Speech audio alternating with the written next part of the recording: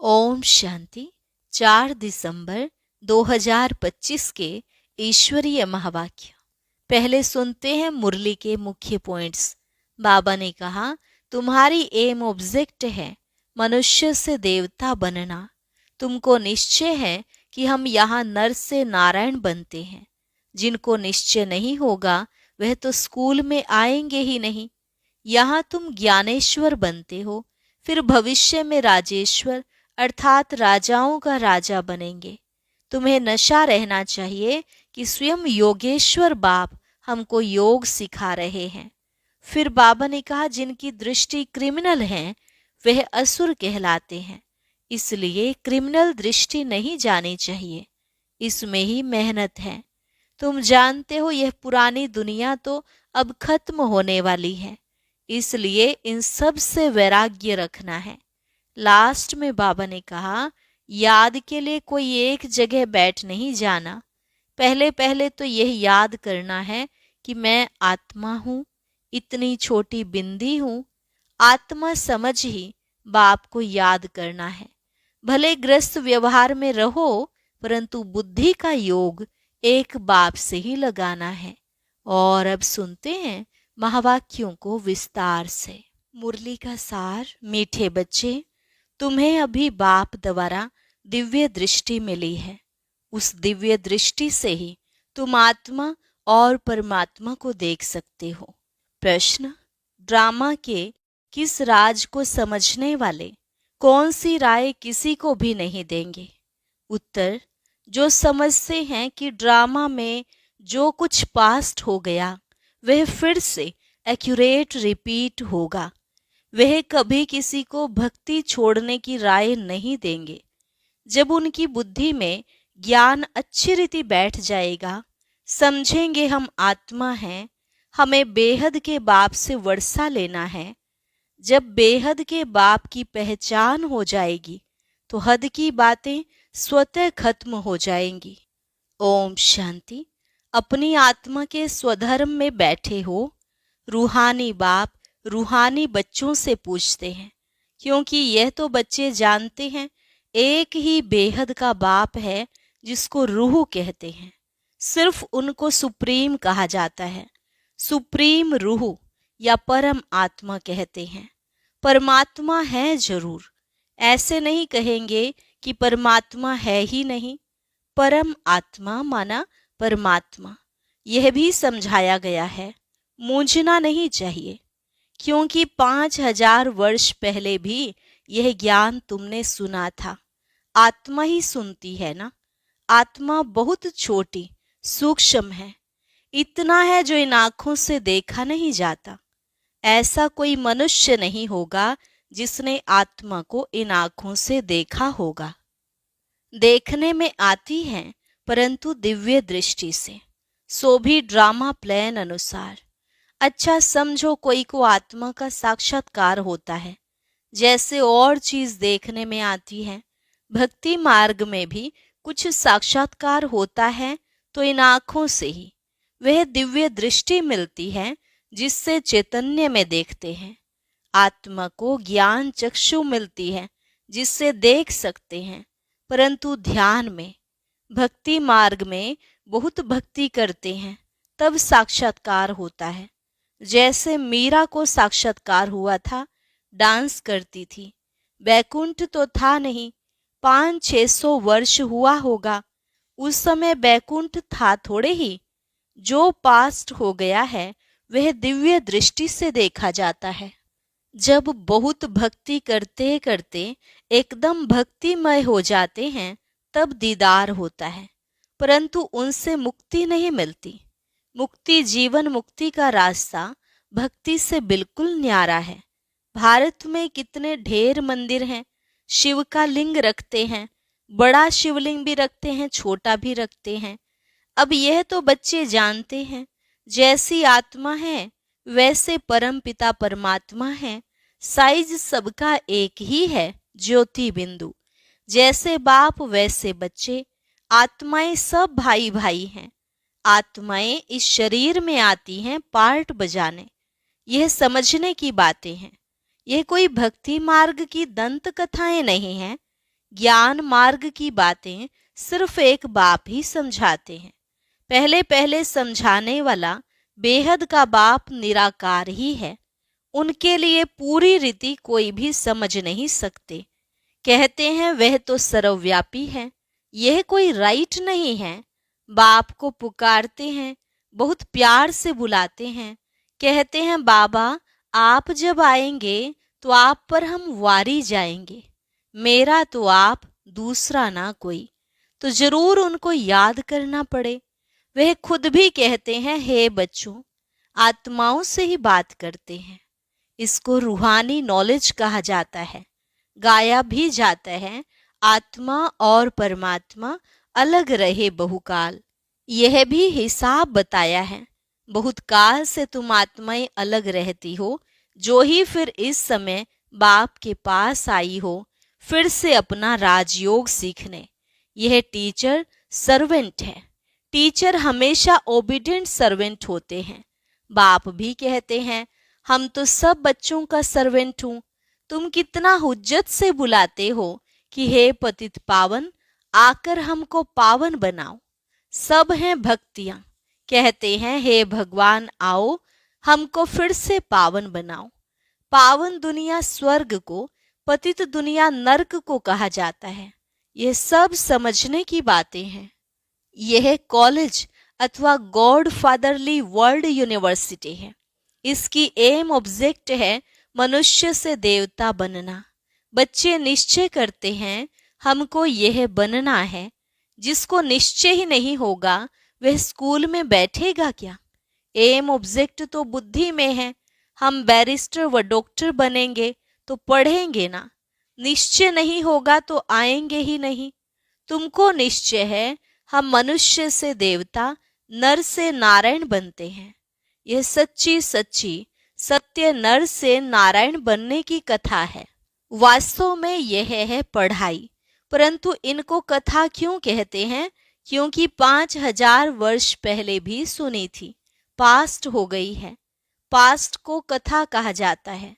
यह है नर से नारायण बनने की शिक्षा। बच्चे दिल से समझते हैं नई दुनिया में देवताएं, पुरानी दुनिया में मनुष्य रहते हैं। देवताओं में जो गुण हैं वह मनुष्यों में नहीं है, इसलिए उनको देवता कहा जाता है। मनुष्य देवताओं के आगे नमन करते हैं। आप सर्व गुण संपन्न हो, फिर अपने को कहते हैं हम पापी नीच हैं। मनुष्य ही कहते हैं, देवताओं को तो नहीं कहेंगे। देवताएं थे सतयुग में, कलयुग में हो न सके। परंतु आजकल तो सबको श्री श्री कह देते हैं। श्री माना श्रेष्ठ। सर्वश्रेष्ठ तो भगवान ही बना सकते हैं। श्रेष्ठ देवता सतयुग में थे। इस समय कोई मनुष्य श्रेष्ठ है नहीं। तुम बच्चे अभी बेहद का संन्यास करते हो। तुम जानते हो यह पुरानी दुनिया खत्म होने वाली है, इसलिए इन सब से वैराग्य है। वह तो है हठ योगी सन्यासी। घर बार छोड़ निकले, फिर आकर महलों में बैठे हैं। नहीं तो कुटिया पर कोई खर्चा थोड़े ही लगता है, कुछ भी नहीं। एकांत के लिए कुटिया में बैठना होता है, न कि महलों में। बाबा की भी कुटिया बनी हुई है। कुटिया में सब सुख है। अब तुम बच्चों को पुरुषार्थ कर मनुष्य से देवता बनना है। तुम जानते हो ड्रामा में जो कुछ पास्ट हो गया वह फिर से एक्यूरेट रिपीट होगा। इसलिए किसको भी ऐसी राय नहीं देनी है कि भक्ति छोड़ो। जब ज्ञान बुद्धि में आ जाएगा तो समझेंगे हम आत्मा हैं। हमको अब तो बेहद के बाप से वर्षा लेना है। बेहद के बाप की जब पहचान होती है तो फिर हद की बातें खत्म हो जाती हैं। बाप कहते हैं ग्रस्त व्यवहार में रहते सिर्फ बुद्धि का योग बाप से लगाना है। शरीर निर्वाह के लिए कर्म भी करना है। जैसे भक्ति में भी कोई कोई बहुत नौधा भक्ति करते हैं, नियम से रोज जाकर दर्शन करते हैं। देहधारियों के पास जाना वह सब है जिस्मानी यात्रा। भक्ति मार्ग में कितने धक्के खाने पड़ते हैं। यहाँ कुछ भी धक्का नहीं खाना है। आते हैं तो समझाने के लिए बैठाया जाता है, बाकी याद के लिए कोई एक जगह बैठ नहीं जाना है। भक्ति मार्ग में कोई श्री कृष्ण का भक्त होता है तो ऐसे नहीं चलते फिरते श्री कृष्ण को याद नहीं कर सकते। इसलिए जो पढ़े लिखे मनुष्य होते हैं कहते हैं श्री कृष्ण का चित्र घर में रखा है, फिर तुम मंदिरों में क्यों जाते हो? श्री कृष्ण के चित्रों की पूजा तुम कहाँ भी करो। अच्छा चित्र न रखो, याद करते रहो। एक बार चीज देखी तो फिर वह याद रहती है। तुमको भी यही कहते हैं। शिव बाबा को तुम घर बैठे याद नहीं कर सकते हो। यह तो है नई बात। शिव बाबा को कोई भी जानते नहीं, नाम रूप देश काल को जानते ही नहीं। कह देते सर्वव्यापी है। आत्मा को परमात्मा तो नहीं कहा जाता है। आत्मा को बाप की याद आती है, परंतु बाप को जानते नहीं तो समझाना पड़े 7 रोज। फिर रेजगारी पॉइंट्स भी समझाई जाती हैं। बाप ज्ञान का सागर है ना, कितने समय से सुनते आए हो, क्योंकि नॉलेज है ना। समझते हो हमको मनुष्य से देवता बनने की नॉलेज मिलती है। बाप कहते हैं तुमको नई नई गुह्य बातें सुनाते हैं। मुरली तुमको नहीं मिलती है तो तुम कितना चिल्लाते हो। बाप कहते हैं तुम बाप को तो याद करो। मुरली पढ़ते हो फिर भी भूल जाते हो। पहले पहले तो यह याद करना है कि मैं आत्मा हूँ, इतनी छोटी बिंदी हूँ। आत्मा को भी जानना है। कहते हैं इनकी आत्मा निकल दूसरे में प्रवेश किया। हम आत्मा ही जन्म लेते लेते अब पतित अपवित्र बने हैं। पहले तुम पवित्र ग्रस्त धर्म के थे। लक्ष्मी नारायण दोनों पवित्र थे, फिर दोनों ही अपवित्र बने। फिर दोनों पवित्र होते हैं तो क्या अपवित्र से पवित्र बने या पवित्र जन्म लिया? बाप बैठ समझाते हैं कैसे तुम पवित्र थे, फिर वाम मार्ग में जाने से अपवित्र बने हो। पुजारी को अपवित्र, पूज्य को पवित्र कहेंगे। सारे वर्ल्ड की हिस्ट्री ज्योग्राफी तुम्हारी बुद्धि में है। कौन कौन राज्य करते थे, कैसे उन्हों को राज्य मिला, यह तुम जानते हो। और कोई नहीं जो जानता हो। तुम्हारे पास भी आगे यह नॉलेज रचता और रचना के आदि मध्य अंत की नहीं थी। गोया नास्तिक थे, नहीं जानते थे। नास्तिक बनने से कितना दुखी बन जाते हैं। अब तुम यहाँ आए हो यह देवता बनने, वहाँ कितने सुख होंगे। दैवी गुण भी यहाँ धारण करने हैं। प्रजापिता ब्रह्मा की औलाद भाई बहन ठहरे ना। क्रिमिनल दृष्टि नहीं जानी चाहिए, इसमें है मेहनत। आंखें बड़ी क्रिमिनल हैं, सब अंगों से क्रिमिनल हैं आंखें। आधा कल्प क्रिमिनल, आधा कल्प सिविल रहती हैं। सतयुग में क्रिमिनल नहीं रहती हैं। आंखें क्रिमिनल हैं तो असुर कहलाते हैं। बाप खुद कहते हैं मैं पतित दुनिया में आता हूँ। जो पतित बने हैं उनको ही पावन बनना है। मनुष्य तो कहते हैं यह अपने को भगवान कहलाते हैं। झाड़ में देखो, एकदम तमो प्रधान दुनिया के अंत में खड़ा है, वही फिर तपस्या कर रहे हैं। सतयुग से लक्ष्मी नारायण की डायनेस्टी चलती है। संवत भी इन लक्ष्मी नारायण से गिना जाएगा। इसलिए बाबा कहते हैं लक्ष्मी नारायण का राज्य दिखाते हो तो लिखो इससे 1250 वर्ष के बाद त्रेता। शास्त्रों में फिर लाखों वर्ष लिख दिए हैं। रात दिन का फर्क हो गया ना। ब्रह्मा की रात आधा कल्प, ब्रह्मा का दिन आधा कल्प। यह बातें बाप ही समझाते हैं।